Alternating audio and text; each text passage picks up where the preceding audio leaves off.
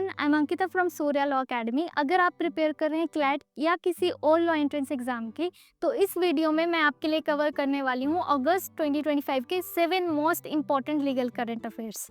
और इसके अलावा मैं आपसे डिस्कस करने वाली हूँ कुछ ऐसे पॉसिबल एमसीक्यूज जो कि आपको क्वेश्चन पेपर में देखने को मिल सकते हैं, और उनकी वजह से आपको इन डेप्थ क्लैरिटी होगी हर एक उस कंसेप्ट की जो कि हर एक लीगल अपडेट में छुपा हुआ है। तो बिना टाइम वेस्ट करे चलिए स्टार्ट करते हैं फर्स्ट अपडेट से।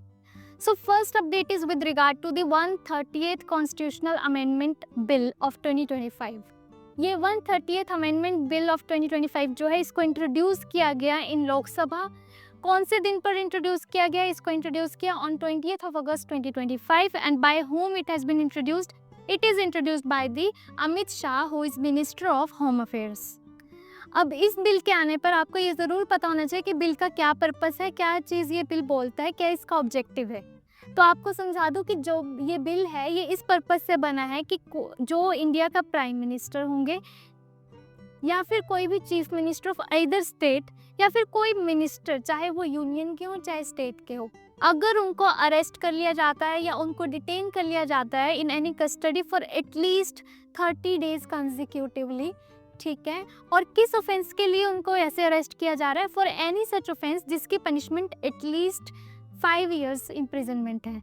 अगर ये सारी कंडीशंस फुलफिल होती है तो जैसे ही 31st डे शुरू होता है, उस मिनिस्टर, प्राइम मिनिस्टर या चीफ मिनिस्टर की जो पोजीशन है वहाँ से उनको रिमूव कर दिया जाएगा ऑटोमेटिकली। ठीक है, कौन रिमूव करेंगे? He will be removed by the president on the advice of prime minister. But मान लो प्राइम मिनिस्टर ऐसे कोई एड एंड एडवाइस नहीं करते प्रेसिडेंट को, इन दैट केस जो सेसेशन ऑफ द ऑफिस है वो ऑटोमेटिकली हो जाएगा। That person will be removed automatically from the office. लेकिन एक चीज़ याद रखना कि कम बैक पॉसिबल है इनका, मतलब अगर कोई एक पर्सन रिमूव हो जाता है उसको फिर से रीअपॉइंट किया जा सकता है after he is release from the custody. तो जैसे ही वो रिलीज होगा तो उनको फिर से रीअपॉइंट किया जा सकता है। लेकिन जो क्रिटिक्स का कहना है वो ये है कि जब एक पर्सन की कन्विक्शन ही नहीं हुई है, जब उनकी कोई गिल्ट, कोई प्रूफ नहीं हुआ है किसी ऑफेंस को लेकर, तो आप उसको किसी एक पोजीशन से कैसे रिमूव कर सकते हैं। अब आते हैं इससे रिलेटेड पॉसिबल एमसीक्यू। तो पहले एमसीक्यू जो इसमें है वो बात करता है कि जो ये बिल पास किया गया है जिसमें मिनिस्टर कोई भी हो, चाहे वो प्राइम मिनिस्टर हो, वो सीज कर जाते to hold the office automatically. ये तो हमें पता है, लेकिन कितने दिन के लिए उसको अरेस्ट की ज़रूरत है कि उनके ऑफिस से उनको ऑटोमेटिकली रिमूव कर दिया जाएगा? तो इसका आंसर है at least for 30 days. At least for 30 days consecutively उनका अरेस्ट होना चाहिए। अब आते हैं सेकंड क्वेश्चन में। इसमें पूछा गया है कि जो ऑफेंस कमिट किया जाएगा किसी मिनिस्टर, प्राइम मिनिस्टर के द्वारा, जिसके लिए उनको अरेस्ट किया जाएगा, उस केस में जो ऑफेंस है वो कितने साल की टर्म के लिए पनिशमेंट प्रोवाइड करता है ऑफ इम्प्रिजनमेंट? तो इसका आंसर है फॉर एटलीस्ट 5 years। तो अगर उन पर एलिगेशन लगता है किसी ऐसे ऑफेंस का जिसकी पनिशमेंट है for imprisonment for at least 5 years, only in that case जो है उनको रिमूव किया जा सकता है from the position. Question number 3. A removed minister under this bill may be reappointed after which of the following condition is fulfilled? तो इस कोई भी रिमूव्ड मिनिस्टर जो है उनको फिर से आप रीअपॉइंट कर सकते हैं, बट कब कर सकते हैं? आप कर सकते हैं once he is release from the custody. चाहे वो बेल पे रिलीज हुए हैं, चाहे वो डिस्चार्ज पे रिलीज हुए हैं, जैसे ही वो रिलीज होते हैं आप उनको रीअपॉइंट कर सकते हैं ऑन द सेम पोजीशन। अब आते हैं सेकंड अपडेट पे, जिससे हर कोई पर्सन, चाहे वो किसी भी लोकेलिटी में रहता हो, किसी भी स्टेट्स में रहते हो, हर कोई इससे रिलेट कर सकता है क्योंकि it is related to the stray dogs. हुआ क्या था, सुप्रीम कोर्ट जो है उन्होंने एक मैटर का सुओ मोटो कॉग्निजेंस लिया। सुओ मोटो का मीनिंग आपको बीइंग अ लीगल स्टूडेंट पता होना चाहिए। इसका लिटरल सेंस में मीनिंग हो तो हम बोल सकते हैं ऑन इट्स ओन मोशन। होता क्या है, सिंपल जनरल टर्म्स में क्या होता है, कोई भी एक पर्सन जाएगा, पिटिशन डालेगा, कोई अपील फाइल करेगा, तो इन PIL फाइल करेगा, तभी एक जो सुप्रीम कोर्ट है कोई कॉग्निजेंस लेते हैं मैटर को, मतलब लिसन करते हैं उस मैटर को, उस पर अपनी जजमेंट देते हैं, राय देते हैं। लेकिन जब बात करते हैं हम सुओ मोटो की, तो क्या होता है, सुप्रीम कोर्ट बिना किसी पिटिशन के, बिना किसी PIL या अपील के जो है खुद ब खुद एक मैटर को अपने सामने रखते हैं और उस पर अपनी डिसीजन देते हैं या कोई डायरेक्शन इशू करते हैं। तो ऐसे ही कुछ इस केस में हुआ है कि बहुत सारी ऐसी मीडिया रिपोर्ट्स थी कि दिल्ली NCR का जो रीजन है वहाँ पे स्ट्रे डॉग बाइट्स के केसेस बहुत ज़्यादा हायर हो चुके हैं, जिसकी वजह से रेबीज़ के केसेस बहुत ज़्यादा बढ़ रहे हैं, इंक्रीज़ हो रहे हैं। तो इसीलिए सुप्रीम कोर्ट ने इस मैटर का सुओ मोटो कॉग्निजेंस लिया। As a result on August 11 2025 जो 2 जज बेंच एक था, उन्होंने जो है ऑर्डर पास किया। वो 2 जज bench was constituted by whom, bye justice JB Pardiwala and justice R Mahadevan. तो जैसे ही उन्होंने एक ऑर्डर पास किया, उन्होंने इस ऑर्डर के थ्रू डायरेक्ट किया वहाँ की NCR की सिविक अथॉरिटीज़ को कि जितने भी स्ट्रे डॉग्स हैं उनको with in period of 8 weeks उन सबको जो है वहाँ से पिकअप कर लिया जाए और उनको इम्यूनाइज किया जाए, स्टेरलाइज किया जाए और उनको जो है वापस स्ट्रीट्स में ना रिलीज करते हुए शेल्टर होम्स में रखा जाए। बट इस ऑर्डर को बहुत ज़्यादा पब्लिक बैकलैश और इसके अलावा बहुत सारे प्रैक्टिकल कंसर्न्स रेज किए गए इस ऑर्डर पर। किस तरीके से बहुत सारे एनिमल राइट एक्टिविस्ट थे, कई ग्रुप्स थे जिन्होंने हवाला दिया ABC रूल्स का, जिसको हम बोल सकते हैं animal birth control rules of 2023। उन्होंने कहा कि ये रूल्स जो हैं सिंपली बात करते हैं कि इस तरीके के जो भी स्ट्रे एनिमल्स हैं उनको आप स्टेरलाइज कर सकते हैं, बट वापस उनको रिलीज कर देना चाहिए with in the streets of society, ना कि उनको परमानेंटली आप किसी स्ट्रीट या सोसाइटी से रिमूव कर सकते हैं। तो अगर आपका ये ऑर्डर है कि आप स्ट्रे डॉग्स को जो है सिर्फ और सिर्फ शेल्टर होम्स में रख सकते हो, आप उनको स्ट्रीट्स में वापस नहीं भेजेंगे, तो वो अगेंस्ट हो जाएगा this rules of animal birth control rule 2023।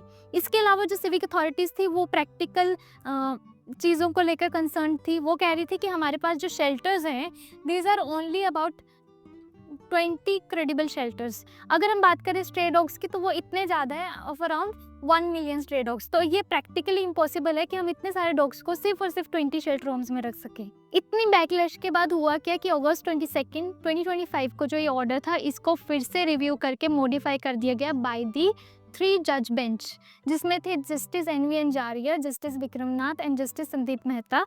उन्होंने इस मैटर को रिव्यू किया और अपने ऑर्डर को जो है फिर से मॉडिफाई किया। देखो, जब सुप्रीम कोर्ट को भी अपना ऑर्डर जो है मॉडिफाई करना पड़ जाता है because law is for the people, ठीक है। तो उन्होंने क्या किया, उन्होंने कहा ठीक है जितने भी स्ट्रे डॉग्स हैं आप उनको कैप्चर कीजिए फ्रॉम द लोकेलिटी, उनको आप स्टेरलाइजेशन करिए, इम्यूनाइजेशन करिए, लेकिन जो चेंज किया ऑर्डर में वो ये किया कि उनको वापस जो है सोसाइटी में भेज दिया जाए, ठीक है। सिर्फ उन गिने चुने डॉग्स को जिनमें कुछ एग्रेसिव बिहेवियर देखने को मिलता है या उनमें कुछ साइन ऑफ रेबीज मिलते हैं देखने को, सिर्फ उन डॉग्स को जो है शेल्टर्स में भेजा जाए। इसके अलावा उन्होंने एक और कंसेप्ट क्रिएट किया that was about the designated feeding Jones.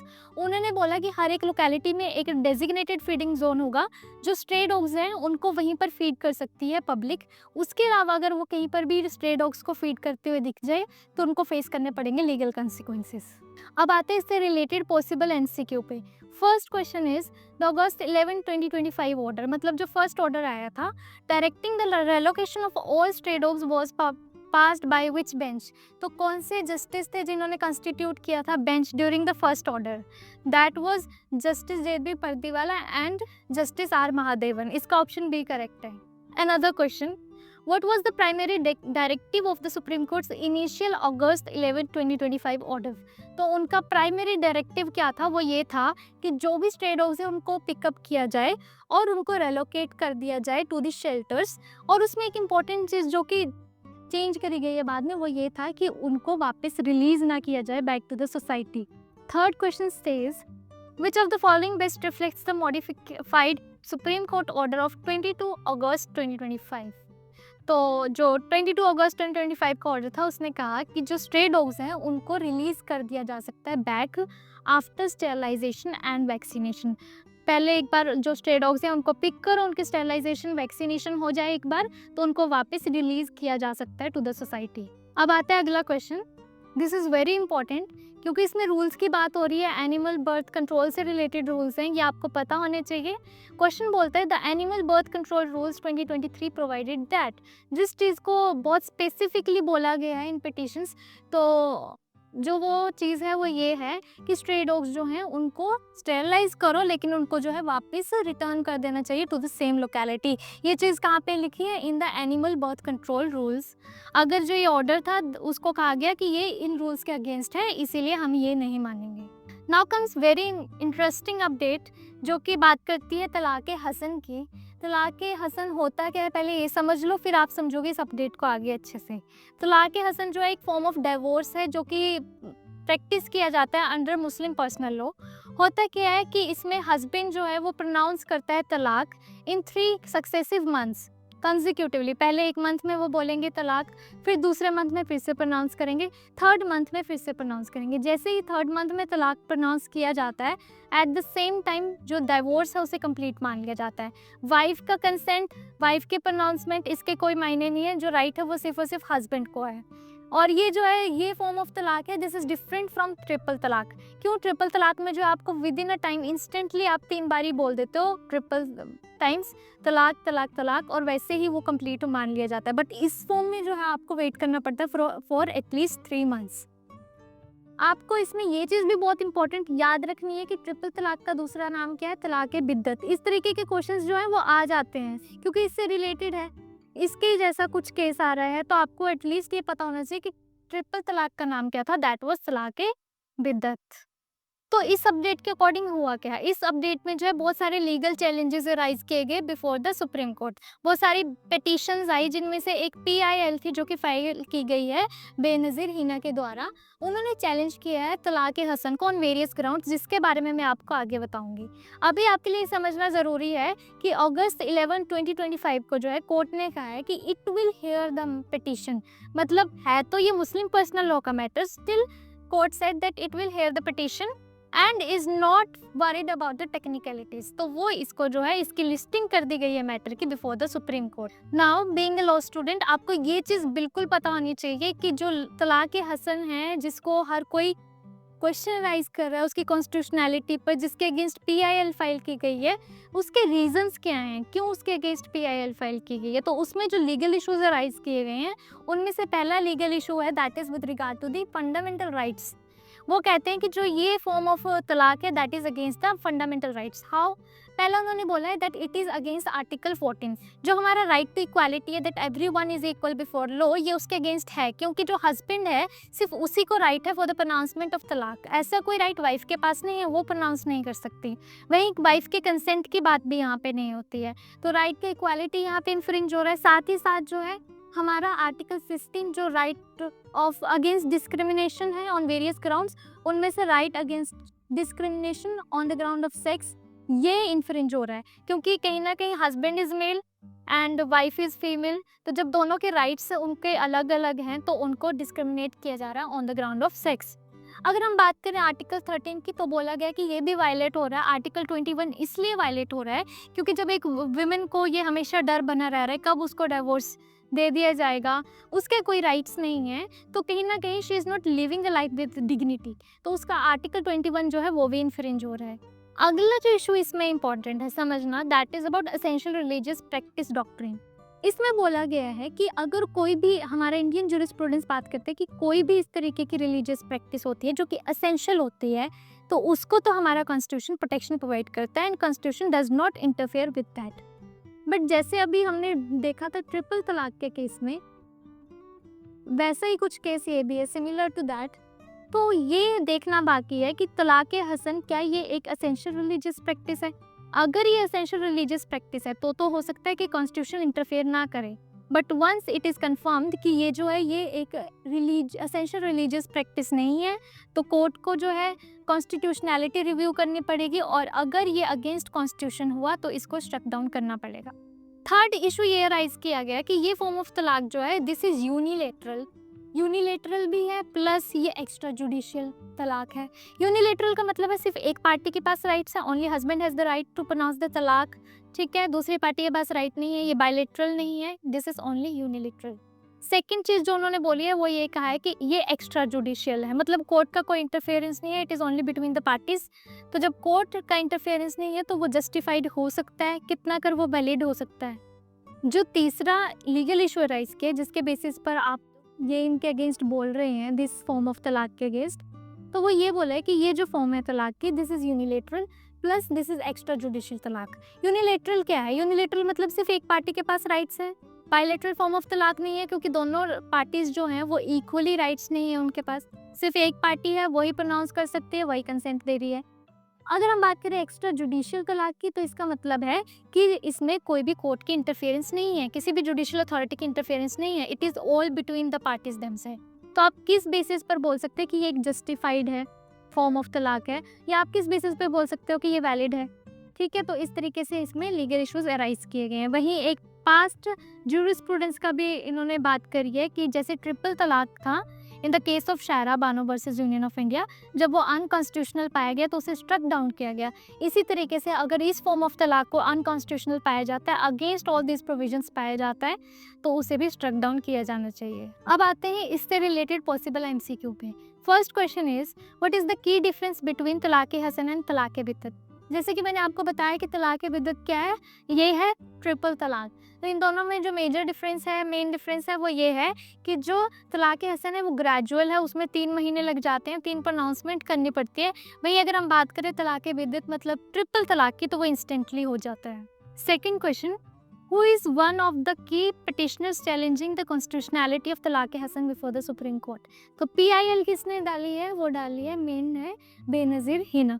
Question number 3, which fundamental right is tested when the court examines whether the religious practice is an essential part of religion? जब हम ये डॉक्ट्रिन देखते हैं क्या ये religious practice जो है वो एसेंशियल पार्ट ऑफ रिलीजन है, तो वो उसके लिए उनको कौन से आर्टिकल को देखना पड़ेगा? दैट इज आर्टिकल 25, क्योंकि ये बात करता है right to freedom of religion. तो ये इंपॉर्टेंट है, इसके अंदर ही जो है, इसी फंडामेंटल राइट के अंदर जो है कोर्ट एग्जामिन करता है कि क्या एक प्रैक्टिस जो है वो एसेंशियल प्रैक्टिस ऑफ रिलीजन है या नहीं। Now comes the very very important question number 4, जो कहता है the talaq Hasan challenge is most similar in theme to which landmark judgment. ये क्वेश्चन आपको वैसे भी डायरेक्टली आ जाता है कि आ सकता है कि ट्रिपल तलाक वाला केस से रिलेटेड कौन सी जजमेंट थी, आपको पता होनी चाहिए। ये है Shayara Bano versus union of India. इस क्वेश्चन के आने के चांसेस बहुत ज़्यादा हाई है, क्योंकि ये वैसे भी स्ट्रक डाउन किया है मुस्लिम पर्सनल लॉ से रिलेटेड केस, और सेम तरीके का तलाक की फॉर्म सेम मुस्लिम पर्सनल लॉ से रिलेटेड जो है फिर से करंट अफेयर्स में है। तो ये क्वेश्चन तो बहुत इंपॉर्टेंट होने वाला है। क्वेश्चन नंबर 5 में आपसे पूछा गया कि कौन सा कोर इशू है तलाक हसन में जो कंसर्न करता है। ठीक है, कौन से इस केस पे इसको बोला गया है कि it is against the constitution. इसको बोला गया है कि फर्स्ट थिंग ये यूनिलेटरल है, सेकंड ये एक्स्ट्रा जुडिशियल डिवोर्स है ओनली बाय द हस्बैंड। ठीक है, तो इसका ऑप्शन बी करेक्ट है। अब आते हैं अगली अपडेट पे, जो कि रिलेटेड है एक आर्बिट्रेशन एग्रीमेंट से। आपकी कंसेप्चुअल क्लैरिटी आएगी with regard to the arbitration agreements, कि किस तरीके से उनके एग्रीमेंट को कंक्लूड किया जा सकता है, कब बोला जा सकता है कि वो कंक्लूडेड नहीं है। तो स्टार्ट करते हैं अपडेट 4 से। इसमें जो पार्टीज थी केस की वो थी ग्लेनकोर इंटरनेशनल एजी, और दूसरी पार्टी थी MS Shri Ganesh metals and another. जो फैक्ट ऑफ द केस है वो ऐसे है कि दोनों ही पार्टीज वेरियस कॉन्ट्रैक्ट्स में एंटर करते हैं, series of contract that was with regard to the sale of zinc metal. ठीक है, उनमें बहुत सारी कंडीशंस थी। साथ ही में एक क्लोज था आर्बिट्रेशन का, कि कल को अगर कोई भी डिस्प्यूट अराइज होता है इन बिटवीन द पार्टीज, तो दोनों ही जो है वो जाएंगे to the London court of international arbitration. ठीक है, तो इस तरीके का एक कॉन्ट्रैक्ट हुआ। लेकिन इस कॉन्ट्रैक्ट में जो अजीब बात थी वो ये थी कि जो आर्बिट्रेशन वाला कॉन्ट्रैक्ट था वो सिर्फ साइन किया था एक पार्टी ने, दैट वाज ग्लेनकोर, बट जो दूसरी पार्टी थी उन्होंने इसको साइन नहीं किया। अब एज यूजुअल जैसे ही डिस्प्यूट अराइज हुआ, जो ग्लेनकोर था ही applied under section 45। Section 45 is very important, arbitration से रिलेटेड है, आपको पता होना चाहिए। सेक्शन 45 बात करता है for the referral of arbitration to some foreign authority. ठीक है, तो यहाँ पे लंदन में उन्होंने बोला था, तो इन्होंने अंडर सेक्शन 45 अप्लाई किया है of the arbitration and conciliation act. जैसे ही वो अप्लाई करते हैं तो दिल्ली हाई कोर्ट ने डिसीजन दिया कि जब कॉन्ट्रैक्ट दोनों पार्टीज ने साइन ही नहीं किया, सिर्फ एक पार्टी ने साइन किया है, तो उस केस में आप कैसे बोल सकते हो कि कॉन्ट्रैक्ट कंक्लूडेड है। तो दिल्ली हाई कोर्ट का डिसीजन ये रहा कि कॉन्ट्रैक्ट कंक्लूडेड नहीं है, तो ये ज़रूरी नहीं है आपको रेफरेंस उधर ही देना है लंदन वाले आर्बिट्रेशन कोर्ट में। तो उसके बाद जैसे अपील गई सुप्रीम कोर्ट में ऑन अगस्त 25 ऑफ 2025, तो सुप्रीम कोर्ट ने अपील अलाउ की और उन्होंने बोला कि जो आर्बिट्रेशन क्लोज है वो बाइंडिंग होगा। ठीक है, क्यों बाइंडिंग होगा? क्योंकि उसमें जो कंडक्ट ऑफ द पार्टीज थे उससे उनके कंसेंट का पता चलता है।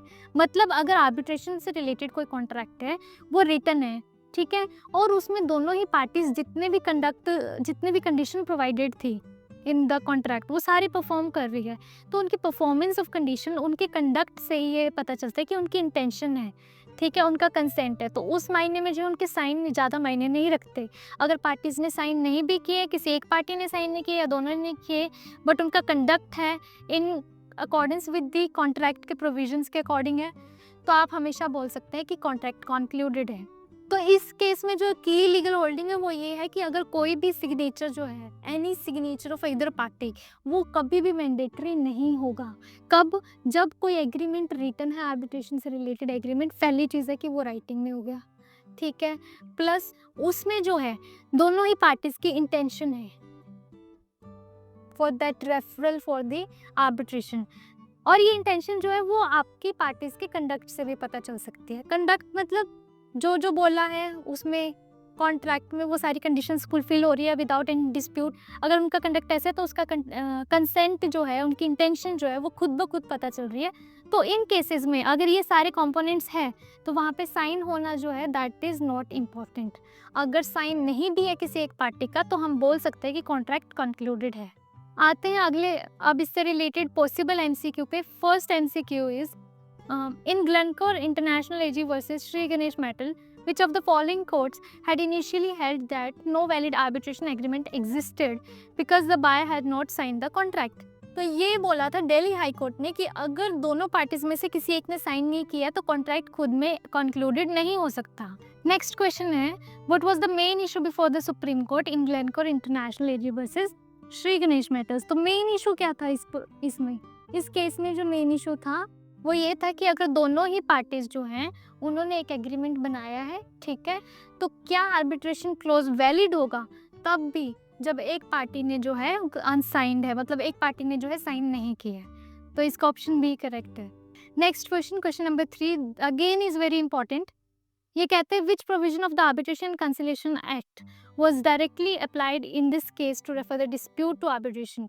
आपको ऐसे भी पता होना चाहिए कि जो भी सेक्शन 45 है आर्बिट्रेशन एंड कंसिलिएशन एक्ट का, वो क्या बात करता है। तो इसी के अंदर जो है referral to the foreign seated arbitration का प्रोविजन था, और इसमें जो रेफरेंस किया जा रहा था टू द लंदन आर्बिट्रेशन किया जा रहा था। तो इस केस में यही सेक्शन अप्लाई के अंडर एप्लीकेशन फाइल की गई थी। Question number 4, according to the supreme court's ruling an arbitration agreement must be. तो इन्होंने कहा कि जो आगे आर्बिट्रेशन एग्रीमेंट है that must be in writing, पहली चीज़ वो राइटिंग में होना चाहिए। दूसरा, it must show the consensus ad idem between the parties, मतलब consent of the parties in same sense. तो जब वो कंसेंसस एडेडम है, सेम सेंस में उनके कंसेंट शो हो रहा है, इंटेंशन शो हो रही है, प्लस आर्बिट्रेशन जो है उसका एग्रीमेंट राइटिंग में है, तो उनके साइन होना ना होना ये मायने नहीं रखते, ये दोनों रिक्वायर्ड है बस। अब आते हैं अगली अपडेट पे। सोचो कि अगर आपको कभी कोई फ़ोन मिले और वो आप 1 साल चला रहे हैं, दूसरा साल आ गया तो थोड़े टाइम बाद आपको लगता है कितना आउटडेटेड है, कितने नए फीचर्स हैं जो इसमें है नहीं। तो सोचो हमारा जो एक एक्ट है जो 1961 से चला रहा है, अराउंड फ्रॉम 60 ईयर्स, वो अभी तक चले आ रहा था, अब वो इतना आउटडेटेड हो गया था कि उसे चेंज करना पड़ा। तो अब जो है पुराना वाला इनकम टैक्स एक्ट जो कि 1961 से चला रहा था उसे चेंज कर दिया, उसको रिप्लेस करके उसकी जगह ले आए हैं इनकम टैक्स एक्ट ऑफ 2025। ये बहुत important exam point of view से, कौन सा एक्ट था, कौन से ईयर में था, अर्लियर वाज ऑफ 1961, अब आया है 2025 में। ये पास किया गया ऑन 21 अगस्त ऑफ 2025, लेकिन इसकी इन्फोर्समेंट डेट बहुत इंपॉर्टेंट है, उस पर क्वेश्चन आना ज़्यादा जरूर आ सकता है। तो इसको इन्फोर्स किया जाएगा from 1 April of 2026, from the next year, ठीक है। और ज़्यादा सी चीज़ इसमें जो की है वो ये की गई है, इसको अब छोटा कर दिया है। पहले इसमें नंबर ऑफ सेक्शंस बहुत ज़्यादा थे, अब जो है इनकम टैक्स को थोड़ा छोटा कर दिया है, जो इसकी कॉम्प्लेक्सिटीज़ थी उनको कम करने की कोशिश की है, ज़्यादा सिंपलर बनाने की कोशिश की है। तो ज़्यादा चीज़ों में ना पढ़ते हुए आपको बस इतना समझा दूँ कि इसके ऑब्जेक्टिव्स क्या हैं। पहला ऑब्जेक्टिव अगर हम बात करें तो इसको as simple as it could be, इसको बनाया है जितना सिंपल हो सके। हमारे जो मॉडर्न टेक्नोलॉजीज़ हैं उनके अकॉर्डिंग, जैसे अब इंडिया डिजिटलाइज हो रहा है तो उसमें डिजिटलाइज किया गया है इसको, डायरेक्ट टैक्स सिस्टम को, इसको मॉडर्न करने की कोशिश की गई है, ठीक है। दूसरी चीज़ ये है इसकी कॉम्प्लेक्सिटीज़ को, जितना कॉम्प्लेक्स था, जो चीज़ें समझ नहीं आती तो उसको ज़्यादा सिंपलर सेंस में समझाने की कोशिश की है, सेक्शंस को कम करा गया है, ठीक है। वहीं अगर बात किया जाए तो इंटरनेशनल सिनेरियोज को देखते हुए इसको अलाइन किया गया है विद ग्लोबल टैक्स स्टैंडर्ड्स, जो भी ग्लोबल टैक्स स्टैंडर्ड्स हैं उनके साथ अलाइन करते हुए उसके तरीके से बनाया है। और तीसरी बहुत इंपॉर्टेंट चीज़ वो ये है कि इसमें इनकॉर्पोरेट किया है AI बेस्ड मॉनिटरिंग, क्योंकि आज टाइम के साथ AI बढ़ रहा है तो उसका भी बेस्ड मॉनिटरिंग इन्होंने इसमें ऐड ऑन कर दिया है। अब आते हैं हम इससे रिलेटेड फर्स्ट पॉसिबल एमसीक्यू पे। The income tax act 2025 was enacted to replace which of the following laws. तो पुराने कौन से लॉज को रिप्लेस करके ये वाला एक्ट लेके आए हैं? पहले वाला था इनकम टैक्स एक्ट ऑफ 1961। ये आपको याद होना चाहिए कौन सा ईयर है, 1961। सेकेंड क्वेश्चन है the provision of the income tax act 2025 will come into enforce from. तो इन्फोर्समेंट डेट मैंने जैसे आपको पहले ही बताया बहुत इंपॉर्टेंट है, उसको मत मिस करना। तो इसकी इन्फोर्समेंट डेट जो है वो है 1 April of 2026 from the next year. अब आते हैं इससे रिलेटेड कॉन्स्टिट्यूशनल प्रोविजन पर। क्वेश्चन कह रहा है under which article of Indian constitution can taxes be levied only by the authority of law. तो कौन सा प्रोविजन, कौन सा आर्टिकल इस प्रोविजन की बात करता है इंडियन कॉन्स्टिट्यूशन में कि जो टैक्सेस हैं it can only be levied by the authority of law? तो इसका आंसर है आर्टिकल 265। इसके अंदर ये बात हुई है, ये भी समझ लो आप। Again very interesting question, question number 4। Which new authority has been proposed under the 2025 Act to resolve the tax disputes? तो जो कि अथॉरिटी पहले नहीं थी, अब नई अथॉरिटी जो है वो बनाई गई है अंडर दिस एक्ट ऑफ 2025 कि जितने भी डिस्प्यूट्स होते हैं विद रिगार्ड टू टैक्स उनको रिजॉल्व किया जाए। उस अथॉरिटी को हम क्या बोलते हैं? That is independent tax mediation authority. तो इसका आंसर जो भी है वो करेक्ट ऑप्शन है। अब आते हैं अपडेट नंबर 6 पे, जो कि डील करती है एक ऐसे मैटर पे जिस पे कंट्रोवर्सी लगातार हमें देखने को मिलती है, स्पेशली इन डिवोर्स केसेस में।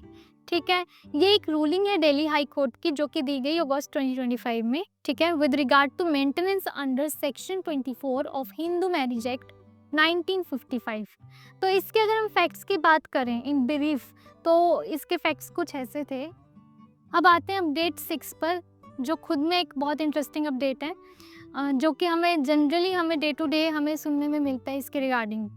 ठीक है, तो दिल्ली हाई कोर्ट की एक रूलिंग पर बेस्ड ये अपडेट है जो कि दी गई इन अगस्त 2025। ठीक है, it is with regard to the maintenance under section 24 of Hindu marriage act.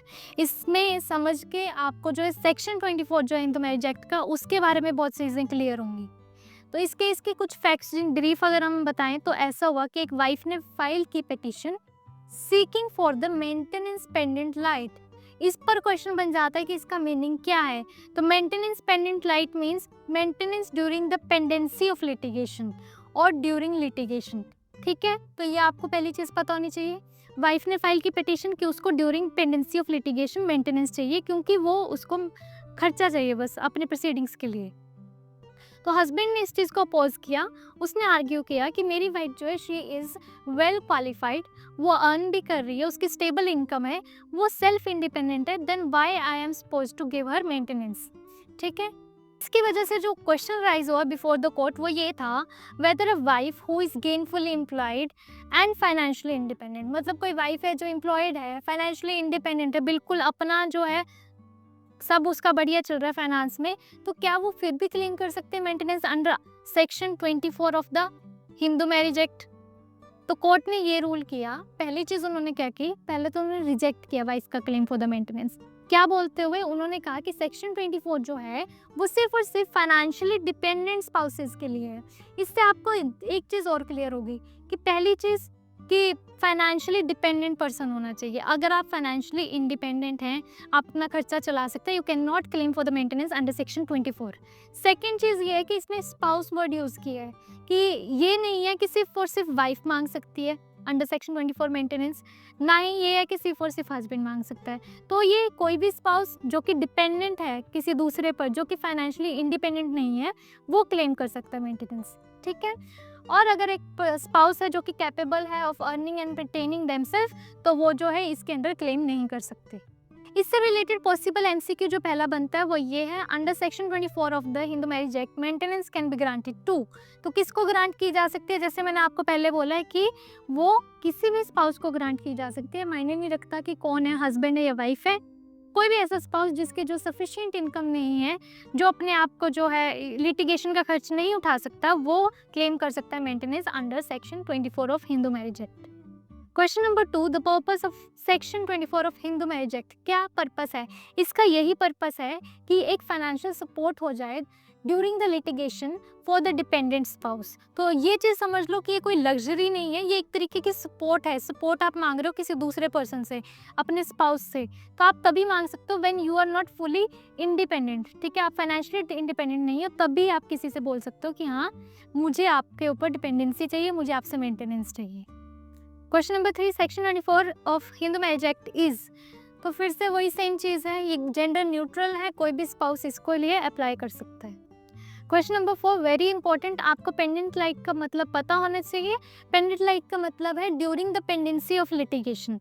Again very interesting question, question number 5 जो कहता है section 24 deals with interim maintenance. जैसे कि आपको बता दें, इंटरिम मेंटेनेंस मतलब during the pendency of litigation जो मेंटेनेंस मिलती है वो हमें मिलती है सेक्शन 24 में। ये चीज़ क्लियर है। लेकिन क्वेश्चन में पूछा है कि जो परमानेंट एलिमनी होती है, मतलब कि आफ्टर डिवोर्स जो आप मेंटेनेंस मांगते हो, एलिमनी होती है, वो कौन सा सेक्शन गवर्न करता है। तो याद रखना, अगर आपको इस तरीके से क्वेश्चन आ जाए परमानेंट एलिमनी का, तो गलती से भी 24 सेक्शन में नहीं जाना। जो परमानेंट एलिमनी की बात होती है वो होती है under section 25 of the Hindu marriage act. तो आपके 2 सेक्शन तो क्लियर हो गए, कौन से सेक्शन किस चीज़ की बात कर रहा है। तो किसी से भी अगर क्वेश्चन आ जाए तो आप उससे डील कर सकते हैं। Now let's come to update 7 which is very very important. इसको करने के बाद आपको एक क्लैरिटी आ जाएगी with regard to the section 78 of BNS जो बात करता है स्टॉकिंग की। ठीक है, इसमें आपको एसेंशियल इंग्रेडिएंट्स पता चलेंगे। जब ये चीज़ बिल्कुल क्लैरिफाई की गई है बाय द कोर्ट, तो इसके तरीके के क्वेश्चंस जो हैं वो आ सकते हैं, बहुत प्रोबेबल होते हैं चांसेस ऐसे से क्वेश्चंस आने के। तो ये केस जो है इसका नाम है Krishna Kumar Kasana versus state of Himachal Pradesh and another, जो कि हिमाचल हाई कोर्ट का केस है। इसमें क्या हुआ था मैं आपको बता देती हूँ कुछ फैक्ट्स सिंपलर फॉर्म में, कि एक पर्सन है और उसकी वाइफ है। ठीक है, इस पर्सन ने एलिगेशन लगाया किसी और पर्सन पर कि किसी एक रीज़न से, जो उनकी पहले से लड़ाइयाँ चल रही है जो भी है, किसी एक रीज़न से इस पर्सन ने इसके व्हीकल को हिट किया, पहली चीज़। दूसरा, इसने एक और एलिगेशन लगाया कि इसने मेरी वाइफ की जो फोटोग्राफ्स लेने की कोशिश की है, वीडियोग्राफ्स लेने की कोशिश की है।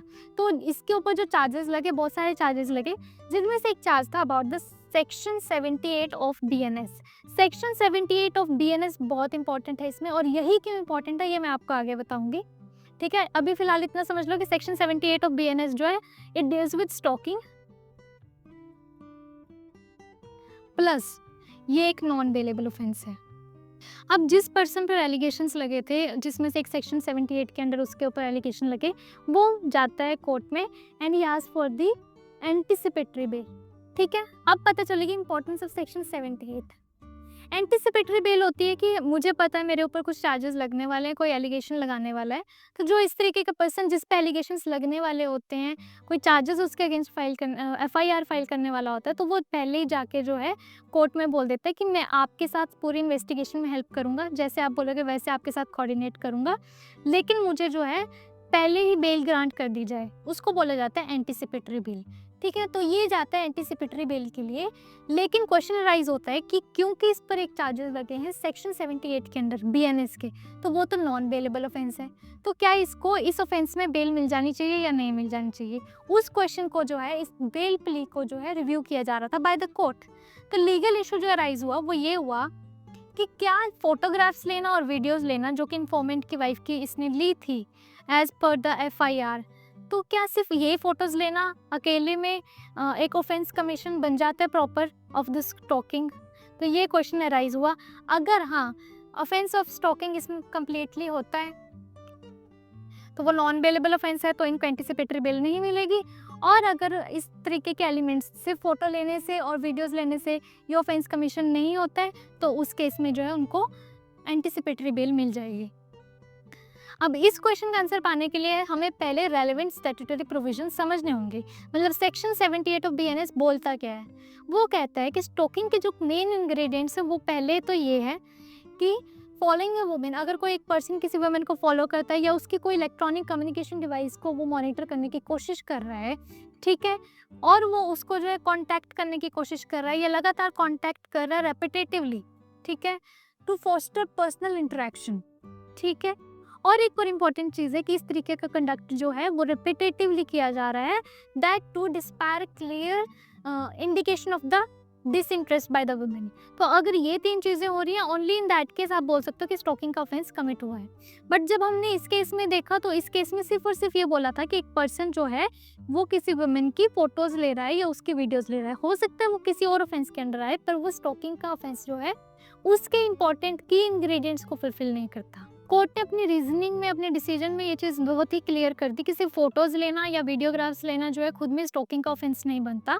और इस केस में जो है ये चीज़ ऑब्जर्व की गई थी कि जो कंप्लेंट है उसमें ये कहीं पर भी शो नहीं किया गया है कि जो पर्सन था जो कि एंटिसिपेटरी बेल की डिमांड कर रहा है, वो पर्सन कहीं पर भी कांटेक्ट करने की कोशिश करता है दूसरे पर्सन की वाइफ को, या कहीं पर भी वो कोशिश करता है कि उसके साथ पर्सनल इंटरेक्शन की जाए। तो इस तरीके के जब कोई भी इंग्रेडिएंट्स इसमें नहीं है तो स्टॉकिंग का ये ऑफेंस नहीं बनता। इसीलिए उस पर्सन को जो है एंटिसिपेटरी बेल ग्रांट कर दी गई by the Himachal high court, ठीक है, under the observance of honourable justice Rakesh Kumar cancel. तो ये चीज़ इसमें आएगी, लेकिन इसमें एक चीज़ जानना बहुत ज़रूरी है कि ये जो डिसीजन दिया, ये जो ऑब्जर्वेशन दी कोर्ट ने, that was only with regard to the disposal of anticipatory bail plea. इसके अलावा कोई मैरिज ऑफ द केसेस का इससे कोई लेना देना नहीं है। अब आते हैं इससे रिलेटेड पॉसिबल एमसीक्यू। तो पहला एमसीक्यू बहुत ही डायरेक्ट नेचर का है। The case of Krishna Kumar Kisan versus state of Himachal Pradesh and another primarily dealt with which provision of Bharatiya Nyaya संहिता। हो सकता है क्वेश्चन ऐसे ना आए, नेम ऑफ द केस ना दिया हो, सिंपली आपको फिर भी पता होना चाहिए कौन सा सेक्शन डील करता है with the offence of stalking. तो वो है सेक्शन 78 और यही इस केस में जो है वो मोस्ट इंपॉर्टेंट था। Next question, according to the court why did the act of taking a signal photograph not amount to stalking under section 78 of BNS. तो सिर्फ और सिर्फ किसी की फोटोग्राफ लेना जो है वो स्टॉकिंग क्यों नहीं है as per the courts observation. तो इसका आंसर है ऑप्शन सी, क्योंकि सेक्शन 78 जो है उसमें क्लियरली मेंशन की है requirement of the repeated following और monitoring, not a single act. मतलब आप कुछ भी कर रहे हैं, आप किसी को फॉलो कर रहे हैं, आप उसकी किसी कम्युनिकेशन डिवाइस को मॉनिटर करने की कोशिश कर रहे हैं, तो वो रिपीटेटिवली होना चाहिए। सिंपली अगर आप एक single act of taking photograph कर रहे हो without any intent of fostering interaction, personal interaction और personal relations, in that case आप नहीं बोल सकते कि स्टॉकिंग का ऑफेंस हुआ है। अगला क्वेश्चन है, which of the following is not an essential ingredient of stalking under section 78 of BNS. तो repeated following attempts to contact, ये तो एसेंशियल इंग्रेडिएंट में आता है सेक्शन 78 में। Second, monitoring of women's electronic communication, ये भी आता है, it is a part of key ingredients of section 78। फिर आते हैं, बात करते हैं clear indication of disinterest by the women. हाँ, वो डिसइंटरेस्ट दिखाती है, स्टिल आप उसको जो है कॉन्टैक्ट करने की कोशिश करते हो, वो भी as a part of section 78 है।